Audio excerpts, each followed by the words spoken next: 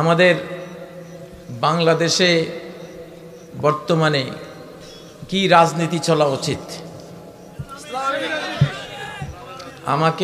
আমি একটু বলে দেই আপনাদেরকে। এই দেশে জিয়ার রাজনীতি চলবে। এক নম্বর, জিয়ার রাজনীতি চলবে। আর জিয়া যে ইসলামী রাজনীতিকে এই দেশে এনেছিলেন ৭৫-এর পরে, সেই ইসলামী রাজনীতি চলবে। আমি জিয়ার রাজনীতি বলছি। কার রাজনীতি? জিয়ার রাজনীতি ছিল নারায়ে তাকবীর, আল্লাহু আকবার, জয় বাংলাকে বিদায় করে দিয়ে কি নিয়ে আসা? নারায়ে তাকবীর, আল্লাহু আকবার। ঠিক নয় কি?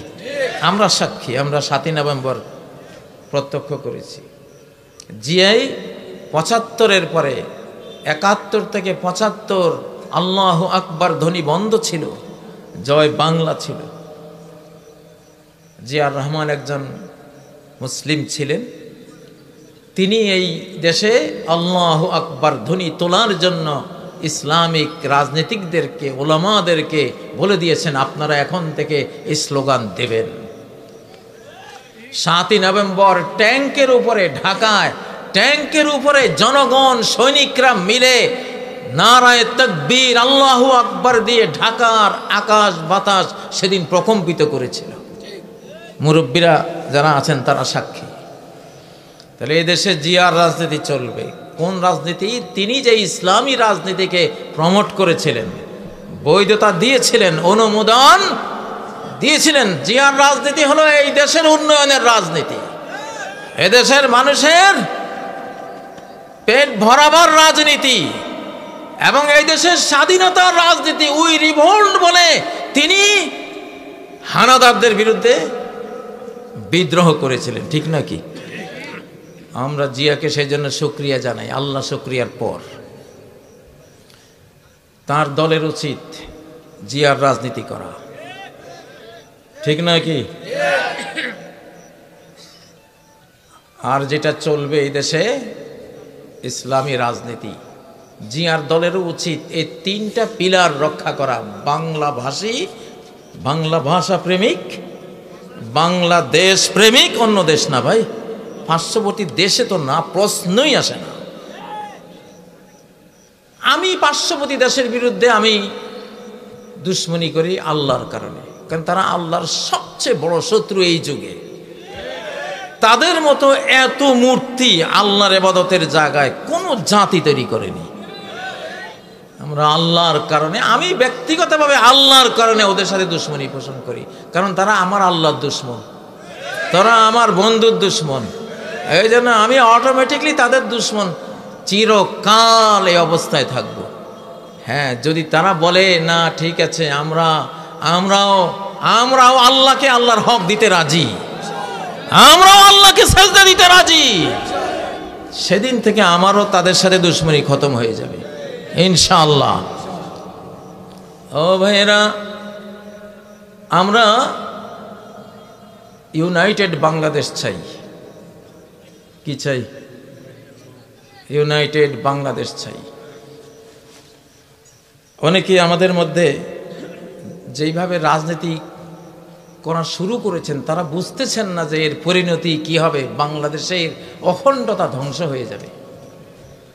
বাংলাদেশকে ঐক্যবদ্ধ রাখতে হলে, আমাদের মা বোনদের ইজ্জত রক্ষা করতে হলে, আমাদের মসজিদ মাদ্রাসা রক্ষা করতে হলে, আমাদের জীবন রক্ষা করতে হলে, এখন ওই 3টা থিম, 3টা পিলার, 3টা স্লোগান দিয়ে রাজনীতি বহাল রাখতে হবে।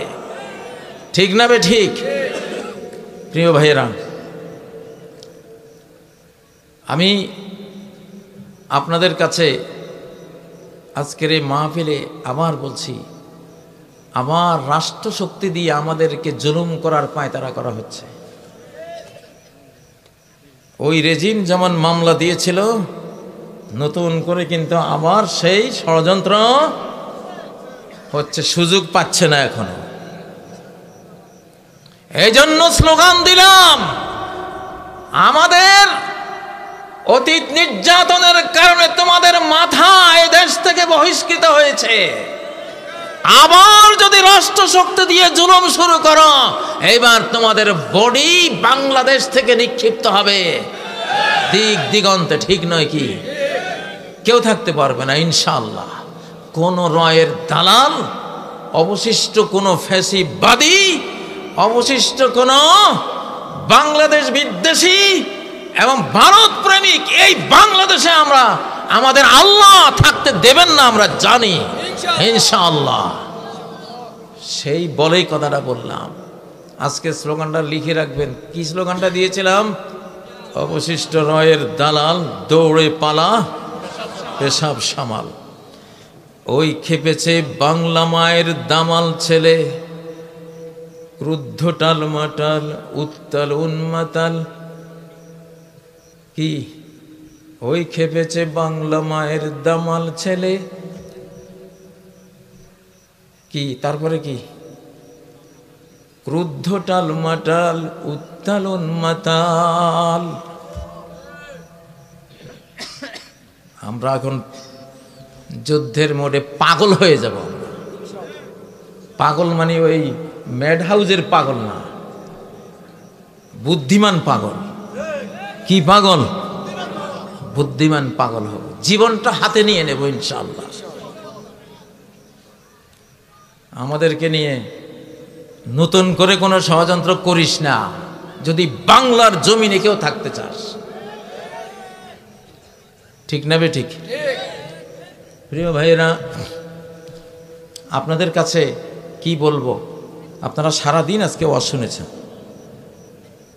সারাদিন ওয়াজ শুনেছেন। আমি জানি সারাদিন ওয়াজ শুনতে শুনতে শ্রোতাদের ব্রেইনটা কি হয়ে যায়, স্পেস হারায়, এঙ্গেজ হয়ে যায়। তো সেজন্য আমি লম্বা ওয়াজ করব না আজকে, আমি লম্বা ওয়াজ করবো। আমি মাহফিলে আসতাম না, শুধু চিন্তা করলাম যে এটা তো আমার এলাকা। কালকে অনেক দূরে একটা মাহফিল ছিল, যাইনি, সঙ্গত কারণে যাইনি। কারণ আমরা অতীতে মাহফিলে ঘুরেছি, আর নাস্তিক কুবুদ্ধিজীবীরা আমাদের ক্ষমতার প্রাণ কেন্দ্রগুলো দখল করে আমাদেরকে দেশ ছাড়া করেছে, ঠিক নয় কি? এই জন্য যেসব ওলামাদের সামর্থ্য আছে, জ্ঞান আছে, তারা ঢাকায় থাকবেন, আর আপনারা জনগণ তাদেরকে মাহফিলে টানবেন না। এবার তাদেরকে বলেন আপনারা ঢাকায় অবস্থান নেন। 20শে জানুয়ারিতে নাকি কি হবে, বিশাল একটা ষড়যন্ত্র চলছে। যদি 20শে জানুয়ারি কেন, 20শে ফেব্রুয়ারি কেন, 20শে মার্চও যদি টের পাই, 5 কোটি লোকের সমাগম ঘটাবো ঢাকায় আমরা ইনশাআল্লাহ।